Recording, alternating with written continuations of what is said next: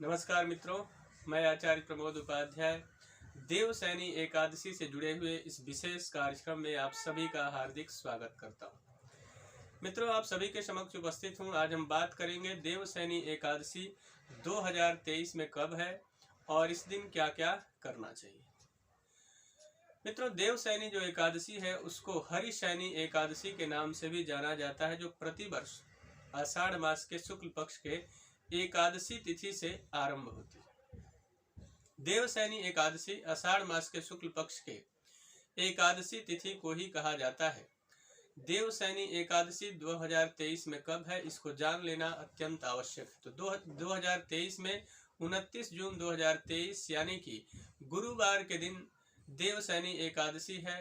देवसैनी का अर्थ होता है जब देव सैन करने के लिए जाते हैं, यानी कि आज के दिन से ही भगवान नारायण 4 महीने के लिए शयन कक्ष में चले जाते हैं, यानी कि पाताल लोक में चले जाते हैं।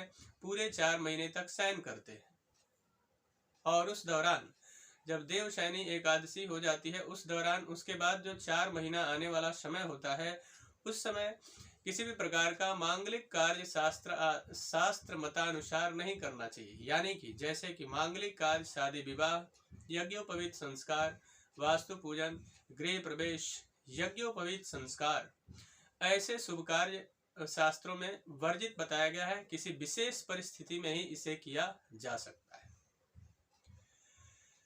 मित्रों, देवसैनी एकादशी से चतुर्मास आरंभ हो जाता है। चतुर्मास व्रत का आरंभ हो जाता है। बड़े बड़े संत, महात्मा, ऋषि, महर्षि जब हुआ करते थे तो इसी दिन से 4 महीने के लिए व्रत नियम किया करते थे, जिससे जीवन में सुख, शांति और समृद्धि रहे। देवसैनी एकादशी के दिन से ही साग इत्यादि खाना वर्जित माना गया है शास्त्रों में। उसके अलावा देवसैनी एकादशी के दिन आपको क्या क्या करना चाहिए, इसको समझ लेना भी अत्यंत आवश्यक है। देवसैनी एकादशी के दिन आपको प्रातः काल स्नान ध्यान करके उससे एक दिन पूर्व से ही पूर्ण ब्रह्मचर्यता का पालन करना चाहिए और साथ साथ में जिस दिन देवसैनी एकादशी हो उस दिन प्रातः काल स्नान ध्यान करें और संभव हो तो पीला वस्त्र धारण करें। भगवान नारायण के साथ माँ लक्ष्मी की उपासना की जाती है, यानी कि भगवान विष्णु के साथ माँ लक्ष्मी की प्रतिमा बिठाएं। किसी ब्राह्मण को बुलाकर सुंदर भगवान नारायण के साथ माँ लक्ष्मी का अभिषेक करना चाहिए और अभिषेक करने के बाद अभिषेक भी विशेष अभिषेक करें। आप लक्ष्मी नारायण का पूजन करें और अभिषेक करने के बाद संभव हो तो भगवान नारायण को 1000 तुलसी पत्र आपको समर्पित करना चाहिए। 1000 तुलसी पत्र समर्पित करें। ओम नमो भगवते वासुदेवाय मंत्र से समर्पित करें, या फिर भगवान नारायण के 1000 नाम है, यानी कि विष्णु सहस्त्र नाम से भगवान को तुलसी दल समर्पित करें। भगवान को सुंदर भोग लगाएं और विधिवत आरती करें। ब्राह्मणों को दान दक्षिणा इत्यादि दें, जिससे जन्म जन्मांतर के पापों से मुक्ति प्राप्त होती है। जीवन में आ रही समस्त समस्याओं का निवारण भी आपको प्राप्त होता है। मित्रों, देवशैनी एकादशी के दिन से 4 महीने की जो बात हमने की, 4 महीने यानी कि आषाढ़ शुक्ल पक्ष के एकादशी से आरंभ होकर चतुर्मास व्रत और साथ ही भगवान नारायण के सोने का यानी शयन का जो समय होता है वह पूरे 4 महीने का होता है। यह शयन समापन कब होता है, जब भगवान विष्णु उठते हैं, यानी कि कार्तिक मास के शुक्ल पक्ष के एकादशी तिथि को देव उठनी एकादशी कहा जाता है। यह जो समय रहेगा वह 23 नवंबर 2023 यानी कि गुरुवार के दिन ही होगा। कार्तिक मास के शुक्ल पक्ष के एकादशी के दिन से देव उठ जाते हैं और उसके साथ ही मांगलिक और शुभ कार्य उस दिन से आरंभ हो जाते हैं और फिर मांगलिक कार्य जो इतने दिनों तक रुके रहते हैं उस समय प्रारंभ हो जाते हैं और फिर जीवन में सुख, शांति, समृद्धि के लिए बहुत सारे कार्य किए जाते हैं।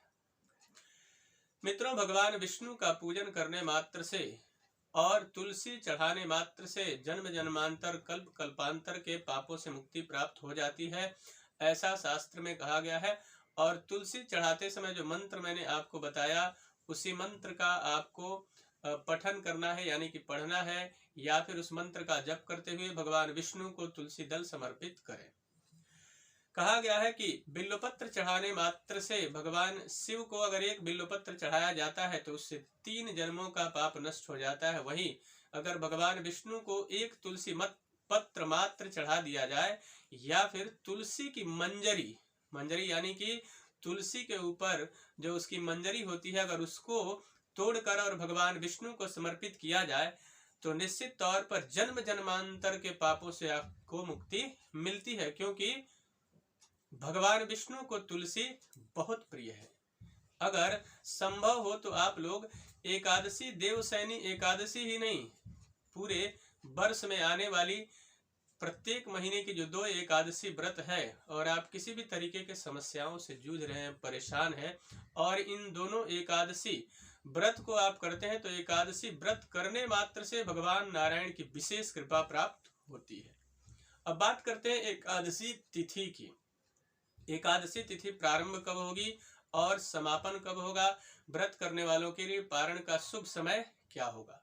एकादशी तिथि जो है वह सुबह में यानी कि आपको 29 तारीख को रात्रि के समय ही प्रारंभ हो जाएगी। 3:18 से प्रारंभ होकर और 30 तारीख को दोपहर में 2:30 तक एकादशी तिथि रहेगी। वहां जाकर एकादशी तिथि का समापन होगा और जिन लोगों ने एकादशी का व्रत किया है उन लोगों को 2:30 के पश्चात पारण करना चाहिए।